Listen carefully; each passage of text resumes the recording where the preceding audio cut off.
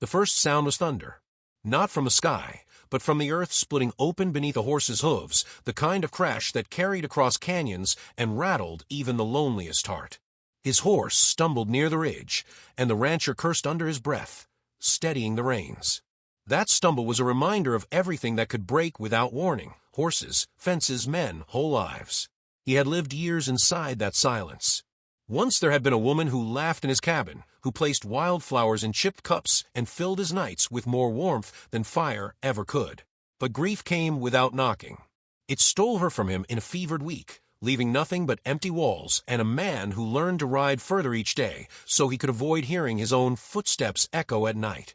The forest that evening was dressed in amber light, pine needles shimmering like shards of glass. He rode through it as though chased by ghosts, a revolver on his hip, a rifle strapped to his back, though there was no enemy but memory. His jaw was set hard, the lines on his face carved deep from years of labor and loneliness. Some men grew mean when left alone too long. He had simply grown hollow. Then he saw her. At first he thought it was a deer felled by hunters, lying motionless near the water's edge. But the shape was too slight, the stillness too human. He dismounted, boots sinking into damp soil. A woman lay there, her dress of suede fringes darkened by mud, her braids heavy with water. Her skin was pale with exhaustion, lips parted in shallow breaths. She looked as though the forest itself had carried her to this place and abandoned her. He crouched beside her, hand brushing against her cheek. Warmth lingered, fragile but certain. Relief came sharp and surprising, as though her survival mattered more than it should to a man who had sworn he cared for nothing anymore. She stirred faintly, a whisper escaping her throat, too soft to understand. Fear trembled in her eyes before consciousness slipped away again. He could have left her.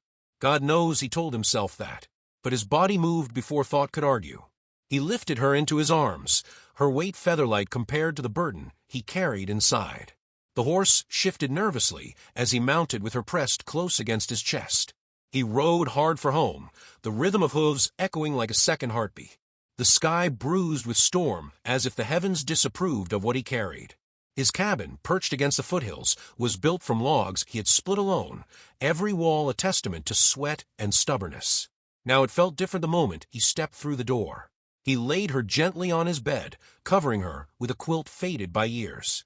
His hands, more used to rope and iron, found themselves trembling as they cleaned her wounds. When she woke, it was brief. Her eyes opened, dark, searching, wary. She whispered something again, a language he could not follow. He offered water, lifting the tin cup carefully. She drank without meeting his gaze. No trust, only survival. The storm broke outside, rain hammering the roof, wind rattling the shutters.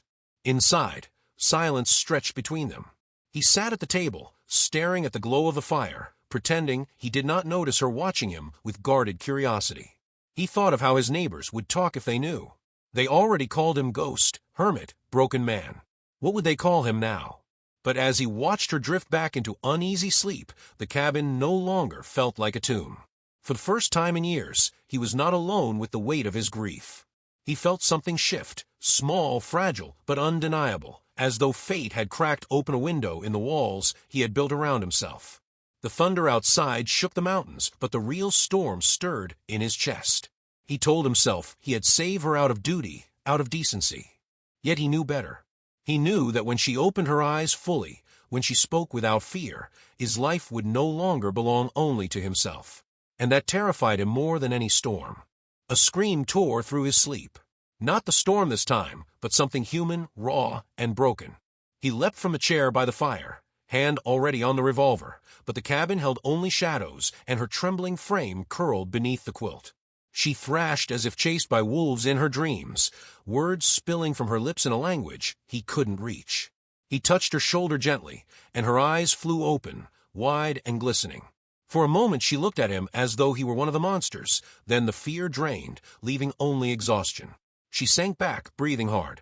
He sat on the edge of the bed, unsure what to say. The silence between them pressed heavier than any thunder outside. Slowly, he pulled the blanket higher around her shoulders, his rough hand careful not to startle. She did not speak, but she did not turn away either.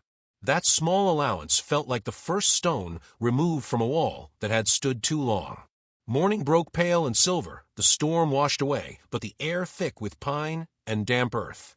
She rose with unsteady steps, refusing to stay in bed though her body begged for rest. He watched her from the doorway as she tried to move about the cabin, her fingers brushing the shelves, her gaze fixed on the horizon beyond the window. She was searching for something, escape, perhaps, or proof that the world still stood outside these walls. He offered her bread, rough and plain. She hesitated, then accepted, chewing slowly as if reminding herself how to eat. The act felt strangely intimate, like a shared prayer. He spoke few words, but she caught fragments, nodding faintly, repeating sounds until they formed shaky bridges between them. Days bled into one another. He showed her the path to the well, the way to kindle the fire, without smoke choking the room. She followed, mimicking his motions, her silence softer now. Once, she laughed under her breath when his horse sneezed in his face, and the sound startled him more than any rifle shot. It had been years since laughter crossed those walls. He found himself smiling before he realized it. But whispers carried beyond the ranch. A neighbor rode by, eyes narrowing at the sight of her hanging washed clothes near his line. Words spread quick as prairie fire. Some called her intruder, others worse. He ignored them, though he felt the sting of judgment each time he rode into town for supplies. He caught her watching him on his return, eyes shadowed with worry, as if she feared she had brought him more loneliness instead of less. One night, as the fire burned low, she finally spoke in halting words. Broken phrases revealed pieces of her past, family scattered by sickness, a betrayal by those she trusted, nights spent fleeing until her strength gave out in the forest. Her voice trembled but did not break. She did not weep. She spoke like someone who had already cried all the tears the world would allow. He listened in stillness, his chest tight, the old wound of his own loss burning raw again.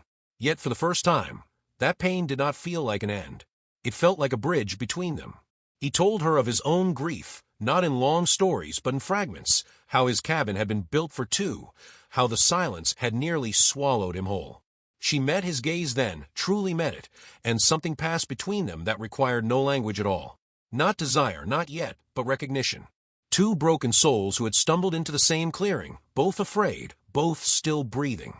The wind outside picked up, carrying a sound that froze her blood. She stiffened, eyes widening, whispering words too quick for him to follow. But the terror was clear. She pressed herself to the window, peering into the darkness, listening for footsteps he could not hear. He rose, hand drifting to his revolver, scanning the tree line through the rain-streaked glass. The night was quiet but heavy, as though holding its breath. She turned toward him then, her lips parting with words he could not mistake. "They're coming." And in that moment he understood the forest had not given her to him freely. It had only loaned her, and now something was returning to take her back.